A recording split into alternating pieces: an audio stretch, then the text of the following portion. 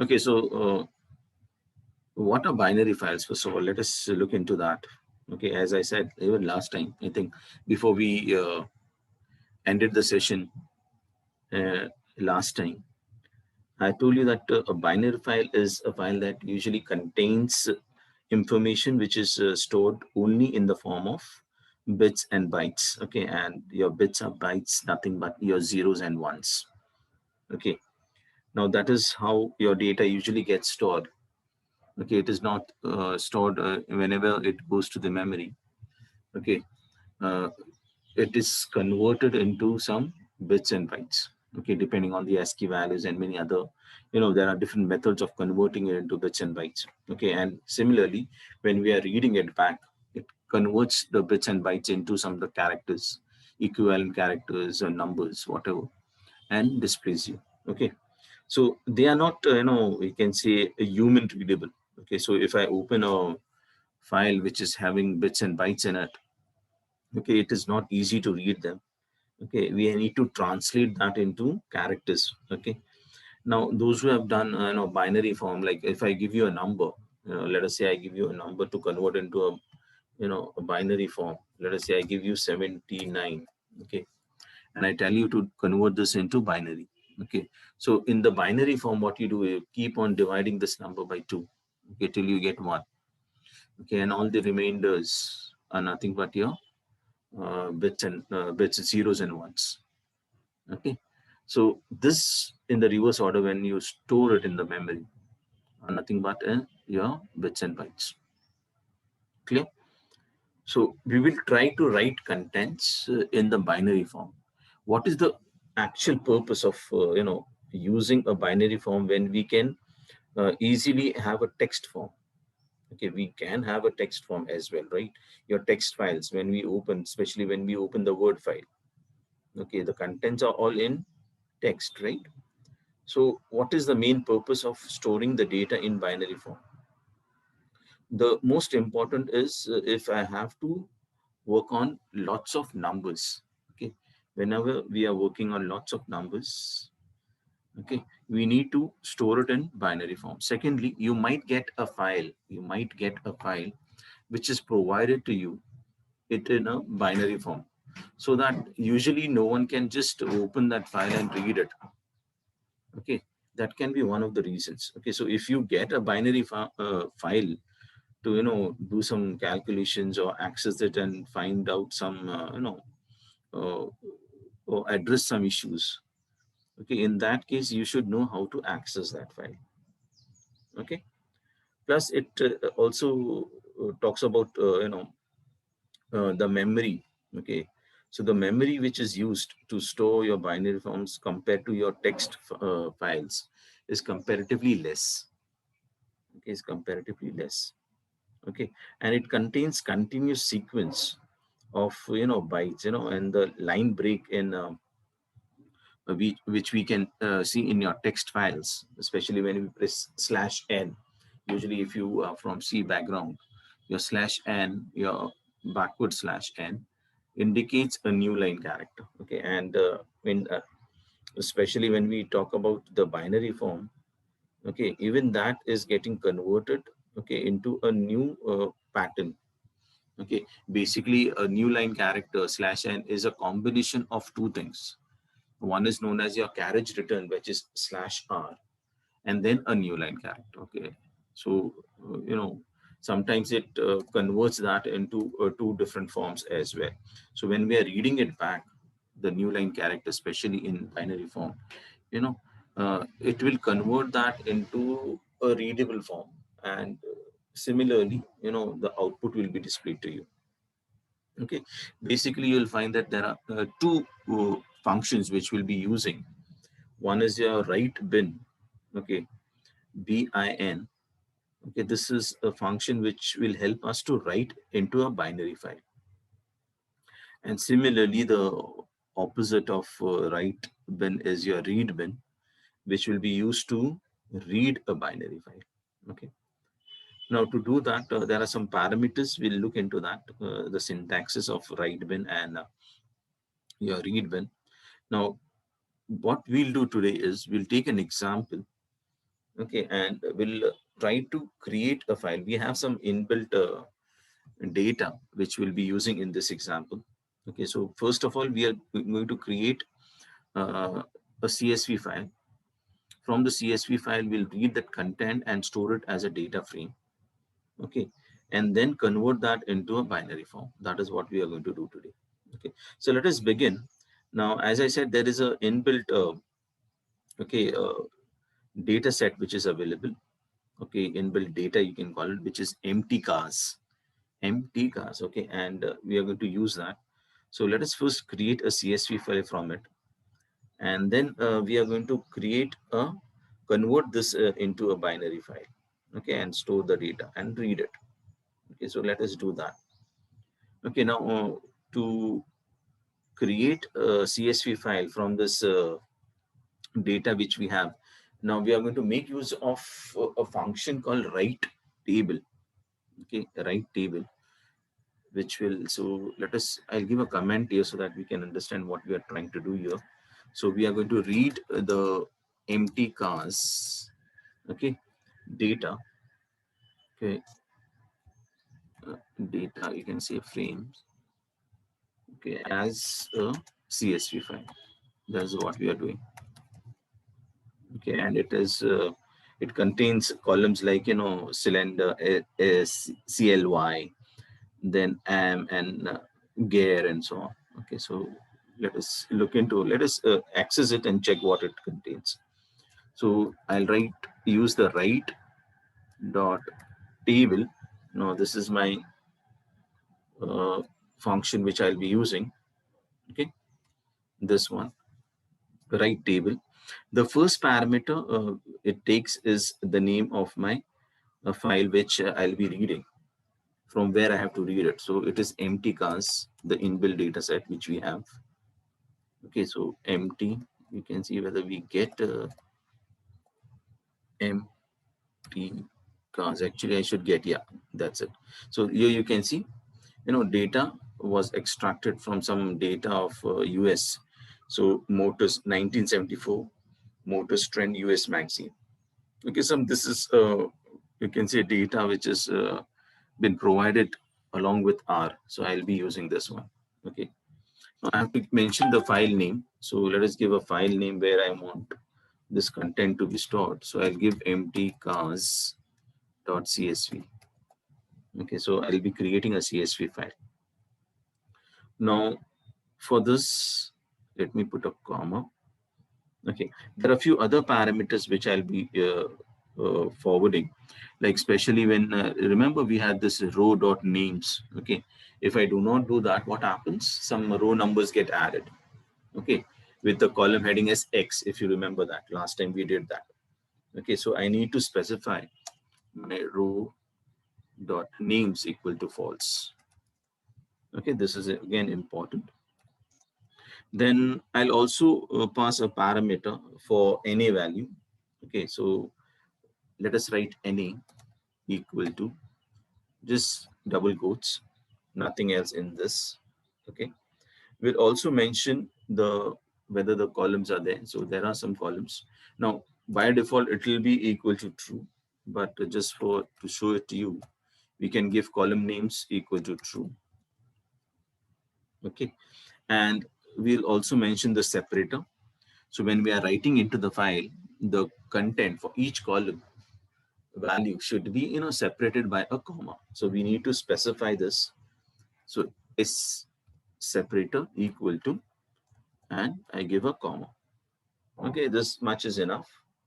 So totally what we are doing, look at this, we are passing from where I'm going to read the content and create this file. So I'll be creating a file by this name, and the data is going to come from there. Okay, I have mentioned that row names should be false, so it won't add any row numbers. Okay, the NA value empty, double quotes, I've just given double quotes, blank. Then we have given column dot names or call dot names, which is set to true, and by default it is true. Okay, and we are also specifying the separator for the CSV file. So when it writes into the CSV file, each value gets converted, the text will be separated, or you can say the column value is separated by a comma. Okay, let us run this and check whether it works out. Okay, so it is done, I think, and let us, because it's a file. Okay, it might be stored in your default directory. Okay, I hope my default directory is already set because I've done it in the tools. So it will go into my, let me read this file now. So what I'll do now is I'll get this file into a data frame. So let us write say new dot empty cars.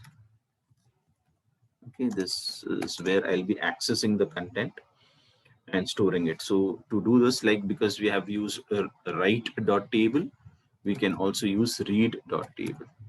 Okay, so read dot table, and I have to specify. Now you could have used read dot csv also. Okay, read dot csv also, even, but just we have already used that function, so I'm showing you this other function. So read dot table, here we have to mention the name of the file. So in double quotes, it was empty cars dot csv. Okay, that's my file name. Separator by default is equal to, sorry, separator is by default is comma. So let me again mention it. Okay, we also mentioned that the header, okay, the header is equal to true. So I'll give header, yeah, header equal to true. Plus, now one more thing I can do here, just if I do not specify. Okay, if I complete this whole thing, it is going to work. It will getting all the records, which is there in the CSV file. But now, if suppose I want to access some limited records, okay, I want to access some limited records. So in that case, also I can specify the number of rows which I want to read.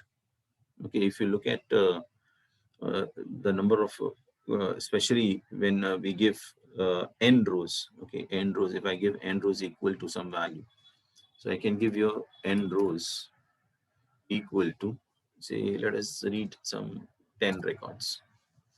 Okay, so instead of 10, let us put it 5. Fine, 5 records. Let us keep it a smaller one, and then when we read the binary form, I'll show you the difference. Okay, so when I run this one, I should get a record, and now these are my, you can say, record set. Let's open this here. Fine, here you see it's all related to some, the cars. Okay, so you have to actually, when your data set comes, it also should be accompanied with all the information as it to what this column heading indicates. Okay, if you are not aware of what this column headings are, it becomes difficult for you to interpret this whole data. Okay, so one more thing you should be aware, okay, whenever you're reading a data set, like I told you in Tableau also, to download a data set, okay, from the website.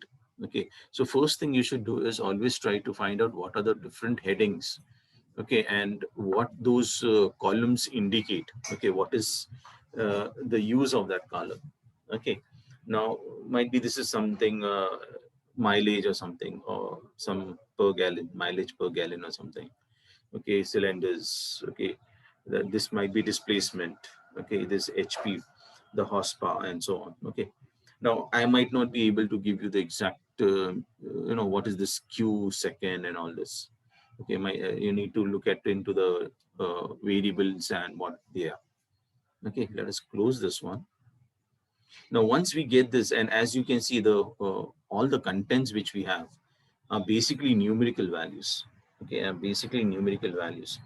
And one of the purpose, as I said last time also, okay, the main reason of storing your numbers in binary form, usually lots of numbers. If you have a data set which contains lots only numbers throughout, the best way of storing it in a file would be to convert that into a binary form. Okay, and share it across so that it becomes easy for you to handle it.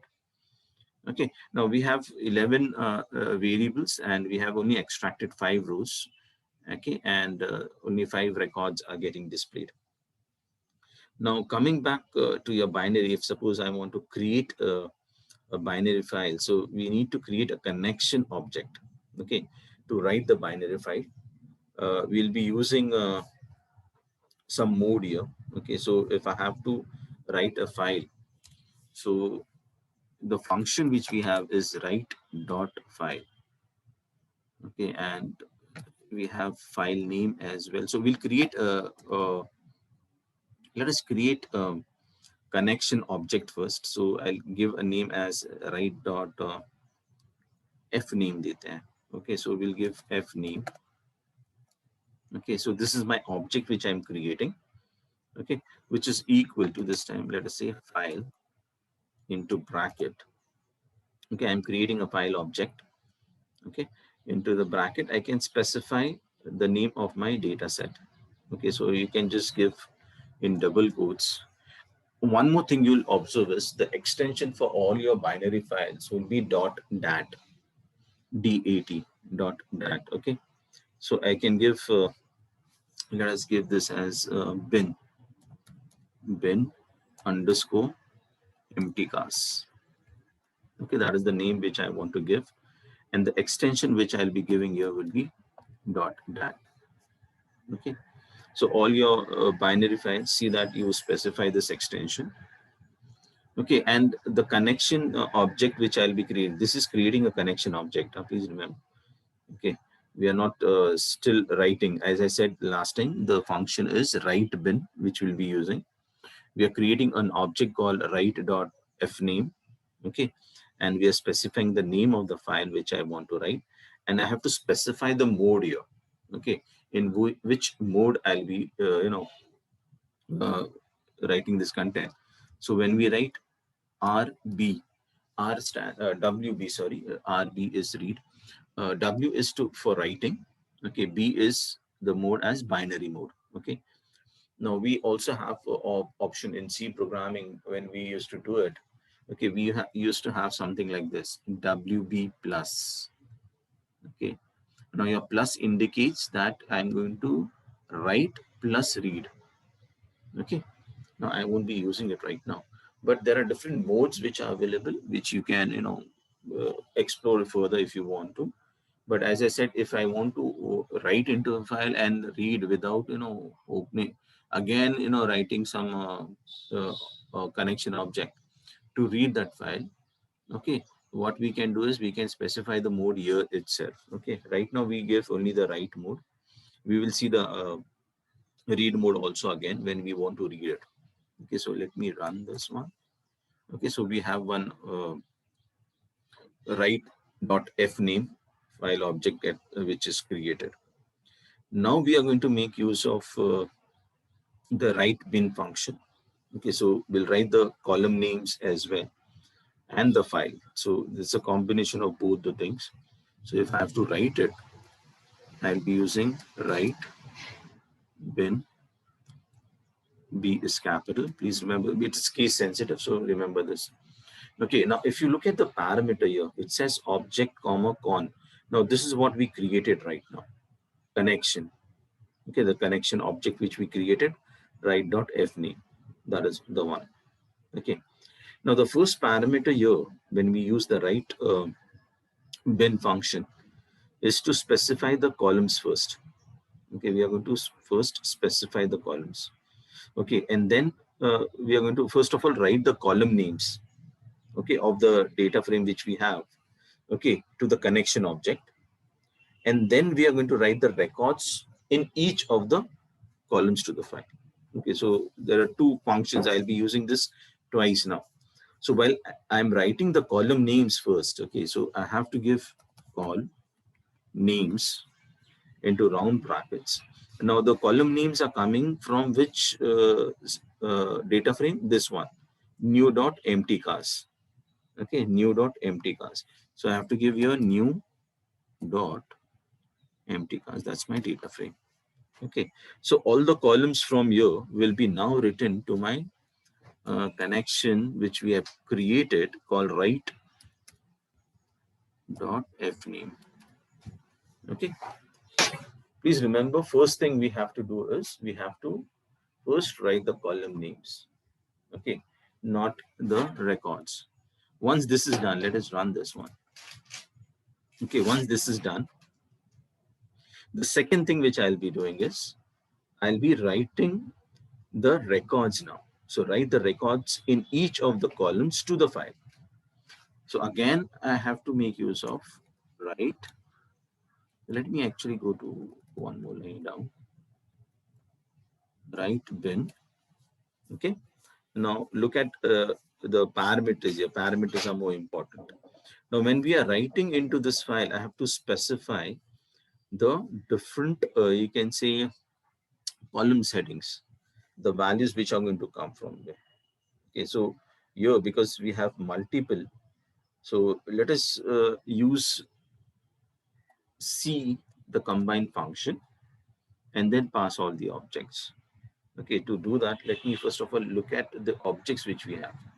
So I'm going to open this file, okay, and I'll decide what to write. So let us write the cylinder, CLY. We'll write AM, okay, the numeric value which we have, AM, and we'll write gears also. Okay, so we are not going to write all. Let us write some of them. Okay, let us go back.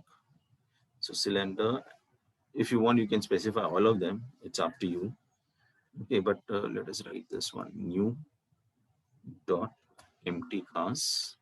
Okay, put the dollar sign. Okay, and you can select the one which you want. So I'll select this one,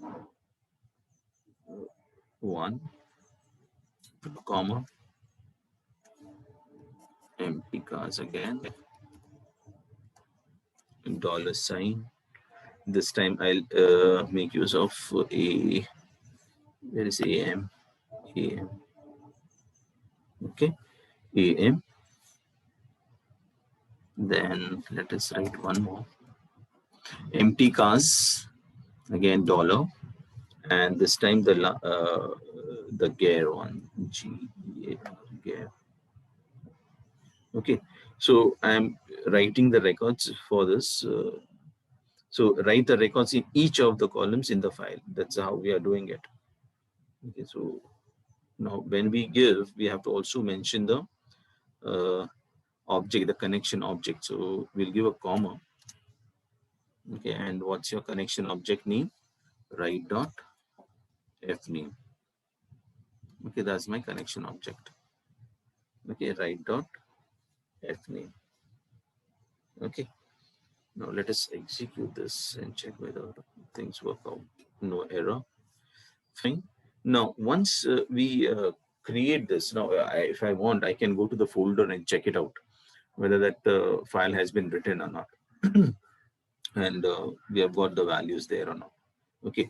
Now, we are not going to do that. We are going to close this connection first. Okay. So close the file for writing so that we can open it for reading as well. So to do that, I can just give close into bracket. Now, the name of my connection object was write dot f name. Okay, so let us run this as well. Okay, so we have closed that file for writing now. Now let us try to read this binary file. Okay, so the binary file which we have just created above now will store all the data as a continuous bytes. Okay, so we will read it by choosing some appropriate values of column names as well as the column values. Okay, so first of all, let us create a connection object for reading now, for the reading purpose. So I'll write, I'll just put a comment here, read. Okay, first let us write create a connection object. Connection object to read binary file. Okay. Now here, like we had given write dot f name, we'll give read dot f name. Okay, this will be my connection object. Fine. Now file into bracket. Okay, what was the name of the file which we had given? I think bin under, yeah. So we had given this bin underscore empty cars dot dat. Okay, so I have to give that only. So bin underscore empty cars dot dat. Okay. Secondly, I have to specify the mode now. Now, because I'm reading it, the R mode, and it is a binary file, so I have to give B here. Okay, B stands for binary. So that's my mode. Let us run this one. Okay, so successfully one connection object is got created. Now let us read the column names. Okay, and as we have only 3 columns, okay, we are going to mention this here. So let us give columns. Okay, so we'll give column or column names. We'll give column names. Okay, and we are going to make use of the read function, which we have, read bin function. Fine. It takes the first parameter as the connection name. So we have this connection name. You can see this CON. Okay, it says a connection name has to be given, which we have created above, read.fname. Okay, so read.fname is the name of the connection. Okay, and secondly, I have to convert this into characters. Okay, so 1 minute. Okay, so what I'll do is whatever data is read, okay, that has to be converted into character. So I'll give character here. Character. Okay, empty round brackets enough, and because we are going to read n will there is a parameter which we have to give, n equal to 3. Now reason for 3 is because we have 3 columns here. Okay, because you can see this here, CYL, AM, and GARE. Okay, these were the 3 columns which we had written. Okay, so this was this one, second one, and GARE one. These were the 3 columns. Okay, and that's the reason we have. If you write 5 columns, 6 columns, all of them, then you have to specify that. Okay, let's run this one. Okay, so it is able to do that. So here you can see call.names. So characters, because we have mentioned characters here. Okay, and these are my headings. So MPG, CLY, okay, and displacement. Okay, it is read 3 columns there. Displacement has been read. I need to check this out. Okay, let us check the contents now. So to read the column values, now for values we have to again mention, let us say, n, as we have only 3, and column names, and how many values, that will be 5 rows, so 5 into 3, 15. Okay, so the value, let us do this. So let us read the column values now. So for that, okay, this read dot fname. Okay, again I'm using the same one. Now here when we are mentioning file, the name of the file again. So I have to give you this. I'm repeating empty cars dot dat. Okay, comma. Okay, so we are going to read the values now. So here we are going to give, we want the integer values, right? We want the integer values which are stored. So I could have used the same fname. I could have used the same fname. Okay, but just to show you, it's bin data. If I want to read it, it will be like this. Let us say the binary data which I'm reading. So we have read bin. Okay, now when I want to read this, I have to again specify the connection which we have created, dot fname, give a comma. Now previously we were reading the column headings, right? So now we are going to have the integers. So we have this integer, comma, and the number of values. Number of values should be equal to how many rows and columns you are going to read. So because we are going to read 3 columns, so we have 5 rows. So 5 multiplied by 3. Okay, that is 15. Okay, And we have 3 column names also. So 15 plus 3. So 18. So we have to give here 18. Okay. Total 18. Understood? So because we have this 15 values and 3 columns, we are giving 18. Let us run this one. Okay. Now your thing, it's got created here. You can see this one. Okay. Now when I print this value, let us see how it looks like. So print into bracket bin data. Okay. Look at these values. Okay. Is it in the same format like we have read before? Okay. It is not looking at a very, nice one. It's not that good. Okay. So what we have to do now is we have to read the values from the 4th byte to the 8th byte. Okay. Which represents your might be the cylinder CLY. Okay. And there's some positions like from 9th to 13th would be AM, and from the bytes, we can say from further from 14th, say there's some index position which we'll be using. So from 4th to 8th, okay, 4th to 8th, there'll be some other values. So these are some different values. Okay, now we need to be careful with what we are writing. Okay, now this is because it's my second column. Okay, the position will start from the 4th byte. Okay, so if I have to read that, if I want to read only cylinder data or SYL, let us use this. So I'll access this by using cylinder data. Let us use equal to bin data. Okay, and I can specify the index position. So from 4th till 8th, so 4th, from 4th to 8th, this byte. Okay, the byte would the 4th byte to the 8th byte would represent this value of CLY.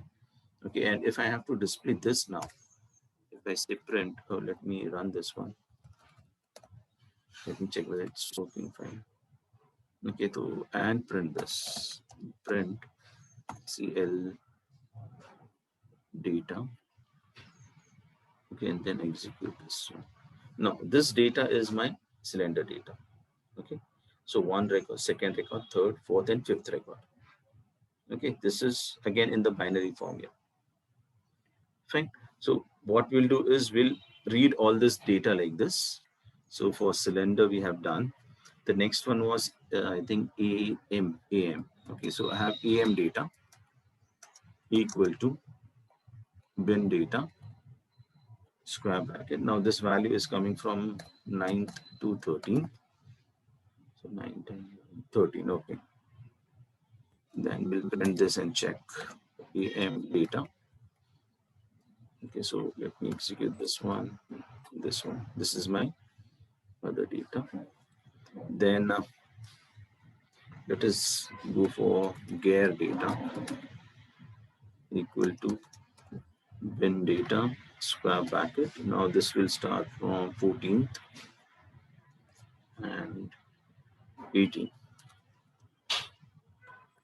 Okay, and print your gear data.